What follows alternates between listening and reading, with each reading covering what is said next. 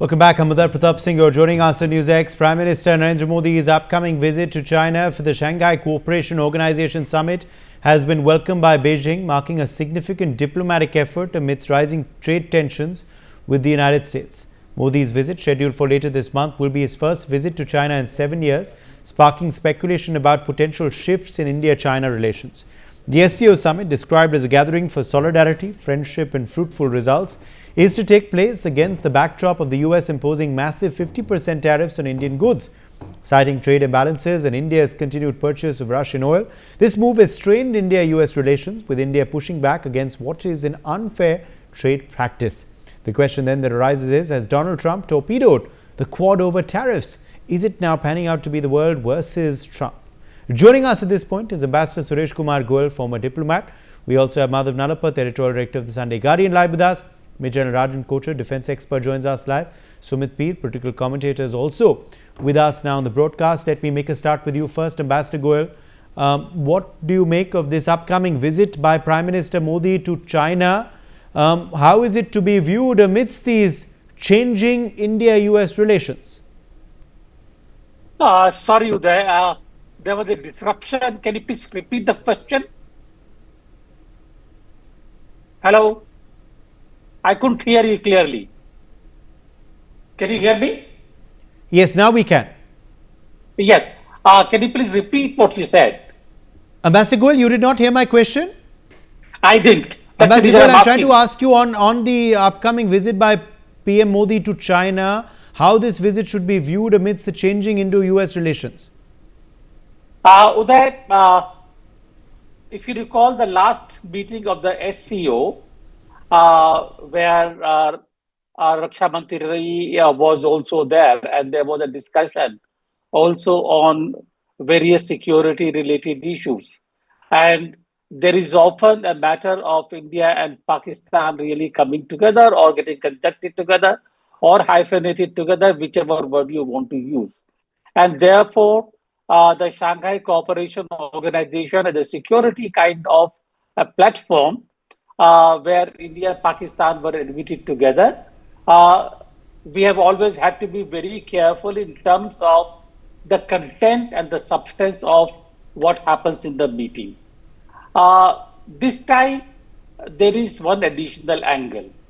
Earlier meetings of the Shanghai Cooperation Organization, and I'm being absolutely upfront here, were held in the background of very comfortable, very warm relations between India and the USA, India and the USA cooperating in various platforms, including Quad in the Indo-Pacific, etc., etc.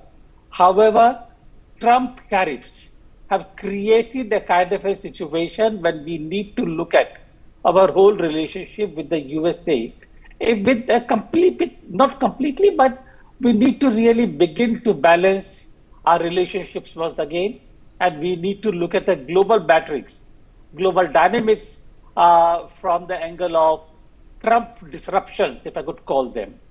From that point of view, Prime Minister Modi's visit to China, and I think important thing here really is that Prime Minister Modi visiting China after several years, even though it's for a plurilateral meeting of Shanghai Cooperation Organization, that itself is very, very important, particularly at a platform where you will also have the presence of Russia discussing, coming together again after a long time at the summit level to discuss these issues.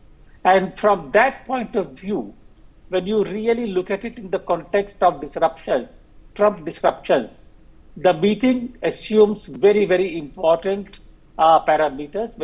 It becomes very significant because the world is now looking at a Shanghai Cooperation Organization meeting in China, not just as Shanghai Cooperation Organization. They're looking at it really from the point of view of the possibilities of India, China, and Russia and other countries coming together in terms of dealing with the new geopolitical reality of Trump tariff, creating those disruptions in security matters. I will stop here for the time being. Okay, let me in fact quickly take that to you, Professor Nalapat. on this potential realignment. Are we seeing a potential realignment happening in the world today with this upcoming visit by PM Modi to China for the SCO Summit? Is there a lot riding on the bilateral that will possibly take place between him and Xi? Also, we have seen another phone call between PM Modi and President Putin of Russia. Also, the head of state of Brazil as well. Is this a realignment that we are seeing taking place in the world? Look, Uday, President Trump is meeting not only President Xi, but he's also meeting President Putin in Alaska, if you recall. So he's meeting both of them. And there is no question that he's been adopting policies extremely hostile to India. The tariff, or 50% tariff, makes absolutely no sense, including for the US. And if you look at the opinion polls, I think they're going down, except on the issue of immigration, where frankly the MAGA crowd don't want any immigrants to come. I mean, even if you are, a giant Vishnu Narlika, a space genius, they would not want you to come unless you come from a European country. That's a very narrow base, very narrow-minded base, and that's not the kind of base on which a country will build its scientific talent.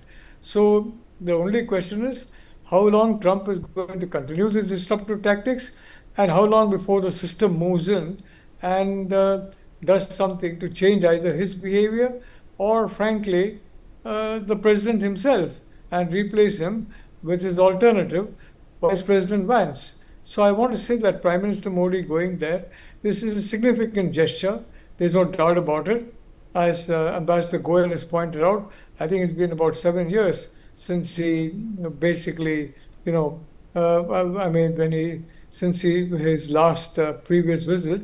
But the reality of the situation is, of course, it depends on the Chinese side as well. And they would maybe want to break the ice in a situation of extreme discomfort between the US and India officially, and therefore arrange a bilateral with President Xi. So I would like to say, Uday, that it's indeed a very important visit, and I think the Prime Minister is doing well in going there. I always believe that it's better to be part of BRICS, better to be part of SCO, than also to be better to be part of Quad, than to be outside these systems. All said and done, disruptions last only so long, but long-term relationships are permanent. And the long-term security relationship between India and the US, in my view, will survive the Trump disruptions. Having said that, I think it's absolutely correct for the Prime Minister to take a decision to travel to Tianjin, if I'm not mistaken, a very beautiful city, a port city in China, very close to Russia, by the way, and attend the SCO meeting. So I would like to say that I fully support that particular move of his. And I'm also of the view that what's happening with Donald Trump is inexplicable. He's got some kind of a animus towards India, and he's got an animus towards a 1.4 billion strong democracy. So quite frankly, many people in the United States also are completely, not able to comprehend what his motives are, even close supporters of his. So very frankly, Uday, I think the going to Shanghai is an important signal that please understand India has other yes. apps as well, other platforms as well. And if the India-US ties are disrupted for a little while, well, India has got alternatives also. But General Kochar, with now this upcoming visit to China by PM Modi, and of course these these Trump tariffs rising to 50% potentially as well, where does that leave the Quad? What impact is all of this going to have on the Quad?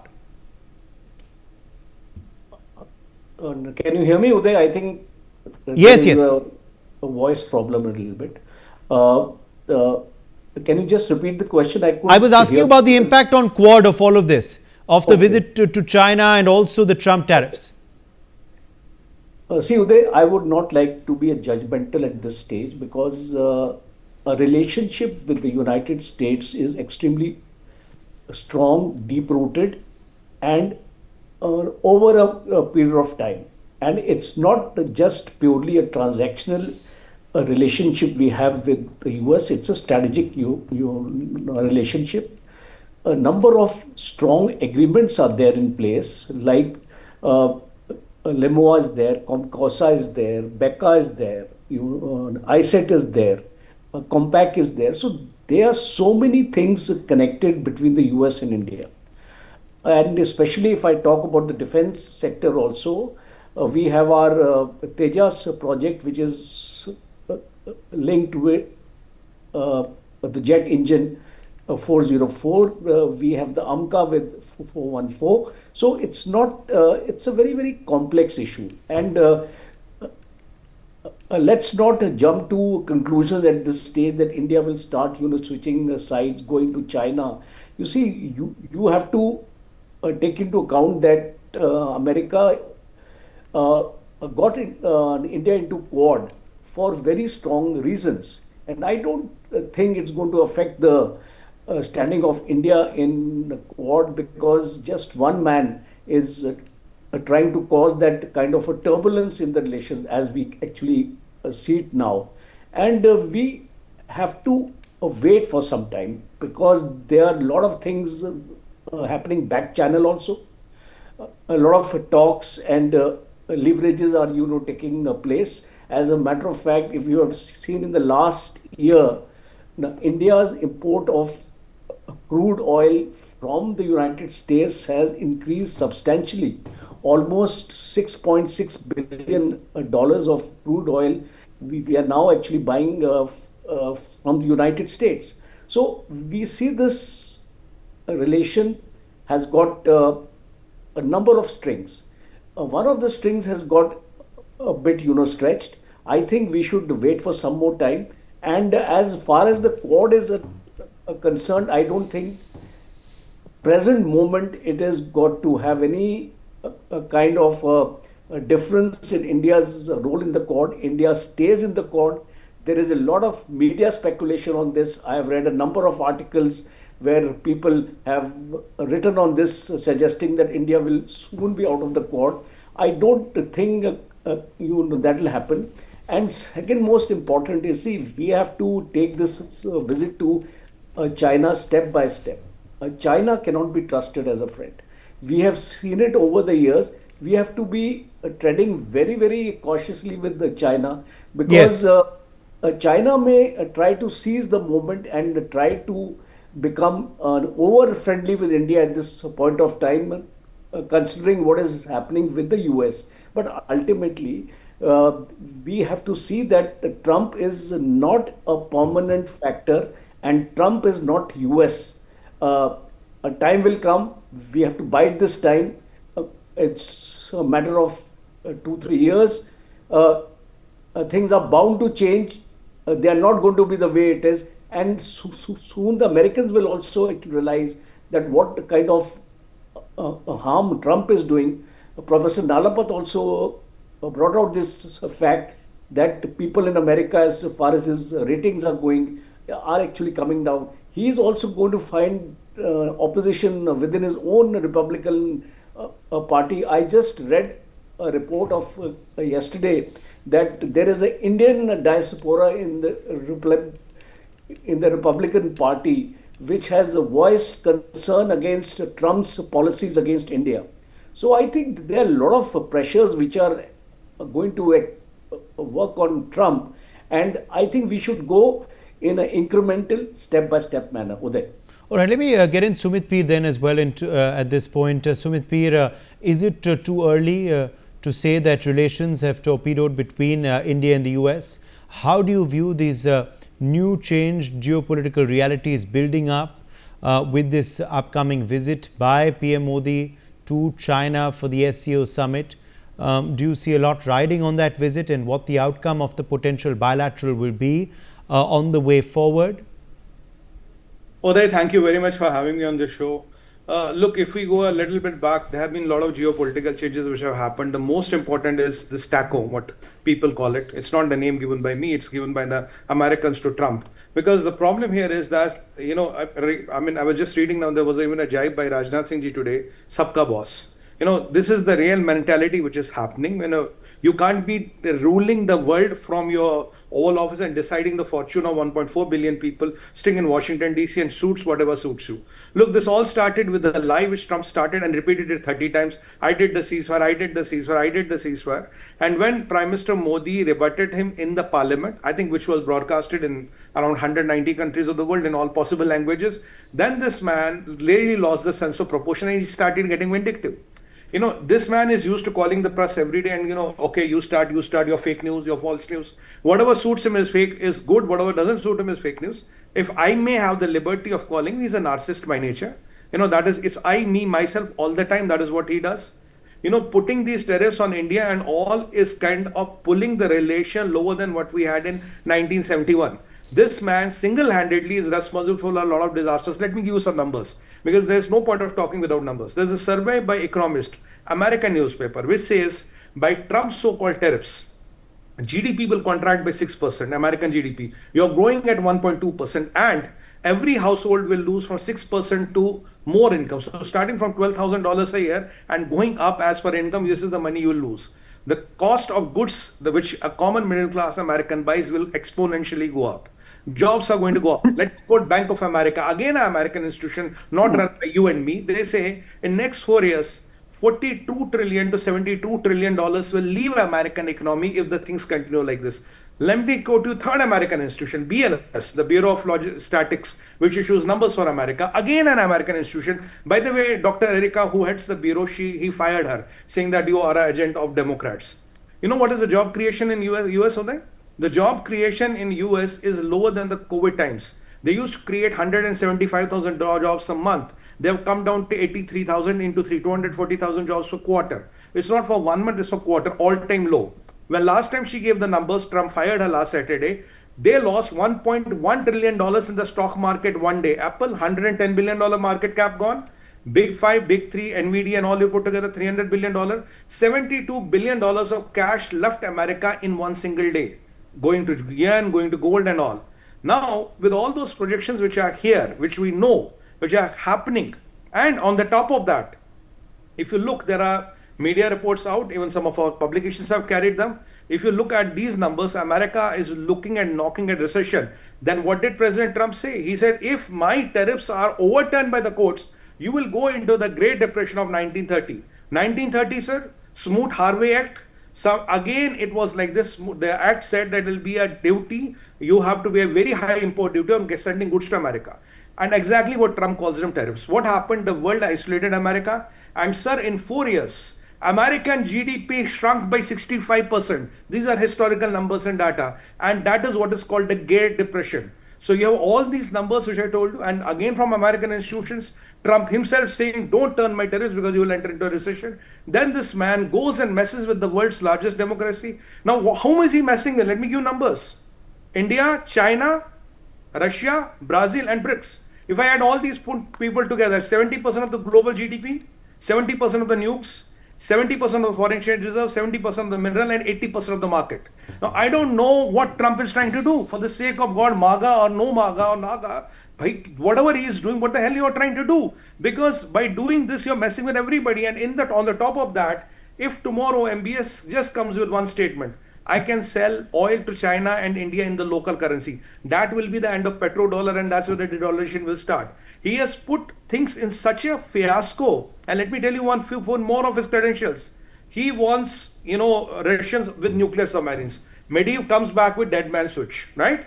Then he says, I've already moved some subs. Putin moves the subs. Then he sends Steve Witkoff there and tries to threaten Putin that conference, otherwise it will not happen. He fails. Then he says, I want to go and meet Putin because all his nuclear threats, his economic threats, his deadlines, none of them are not working. On India or Russia or Israel, anybody. This man has made a mockery of himself. Okay. I've given the numbers today. Okay. Are we seeing a critical realignment then, Ambassador Goyal? Is it the start of this realignment? Do you see it the end of the road for Quad? Or is it too early to say all of this? Is just something that is being done for a good trade deal? Or is there more to it?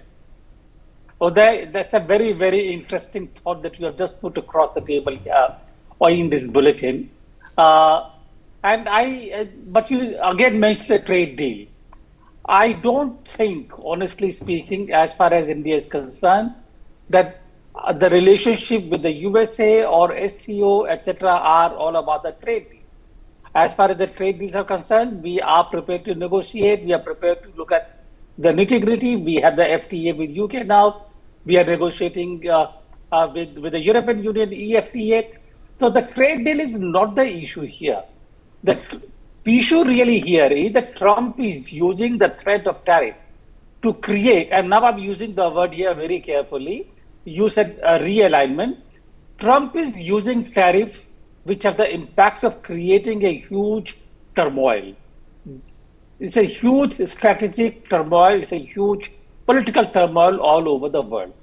And in this turmoil being created where the traditional alignments or traditional relations like India versus China, India with USA, India, Russia, and they all seem to be coming under a kind of a lens where the reality is completely different from what we had thought earlier. Take the example of China. China is a challenger. China is a contest for India both regionally and globally. And when we want to look at the relations with China, we don't look at relations with China in terms of petroleum, oil, etc., etc. Those can happen. But the issue really here is that China has used every opportunity to basically challenge India's influence, contest India both in South Asia, in Southeast Asia, in Europe, across the world, everywhere. So given that kind of a reality, earlier we were comfortable in the knowledge that Biden, as the prior president, whatever he was, and even Trump to begin with, is backing India up. And then the realities change. Asim Muni comes to White House to have lunch with President Trump. He goes there again basically for the farewell party to another CENTCOM in charge. The Trump seems to be now using Pakistan much more powerfully against India than even China did. So you see, what I'm saying here is not trade deals. What I'm talking about here is what is the world going to be like? Is that the world where Pakistan is again going to be closer to the power than India is? Despite all that it has done, Trump doesn't seem to notice what Pakistan did in terms of sheltering the terrorists. And Trump blames India basically for what is happening, asking India to buy oil from Pakistan, which does not exist. So, my dear Uday, issue really here is not Pakistan. Issue here is in this world, there are some poles and that's going to exist. India, China, USA, Russia, they will be there. BRICS, SCO, etc. are the group where multipolarity comes together and they are going to play an important role in the global politics. Now, in that global politics, India is present at all platforms. The issue of Prime Minister Modi's visit to Tianjin is how we are going to take this opportunity to increase India's leverage. Okay. Does a lot also then ride on that possible meeting that will be happening between Trump and Xi, Professor Narapath? Also, Trump and Putin scheduled to meet on the 15th of August as well. Will that also possibly be a further reset in other ties going forward? Look, the fact is, Uday, that I agree with the general that India-US relations are too numerous to be disrupted even by President of the United States. And may I remind viewers that the President of the United States is far less powerful than the General Secretary of the CCP, which is the power position from where she draws his power, has far more power over his country and the government than Trump does over the US government. There's a legislature, there's a judiciary, and both are getting a little anxious, if I may say so, at what's happening with President Trump. I agree completely. It's not a question of tariffs. It's a question of ego. This man is now completely playing out his ego fantasies that I can do this, I can do that, I'm the king of the world. Now, when you get that kind of fantasy, then I think it is time for other fields of science to step in and make a diagnosis. But I would like to say, Uday, that I do not think this kind of behavior is going to pass unchallenged in the United States. And I can tell you that, very few people are joining President Trump in his apparent hatred of India. And the hatred of India seems to be driven by some ego issue that we can't even understand what it is. So the reality is, all kinds of theories are there, but we don't know. But I would like to say that Prime Minister Modi has kept a very cool head, and he is not responding, threat for threat and temper tantrum for temper tantrum. He is responding very coolly, which I think is what a mature democracy should do. Certainly, what the United States expected to do.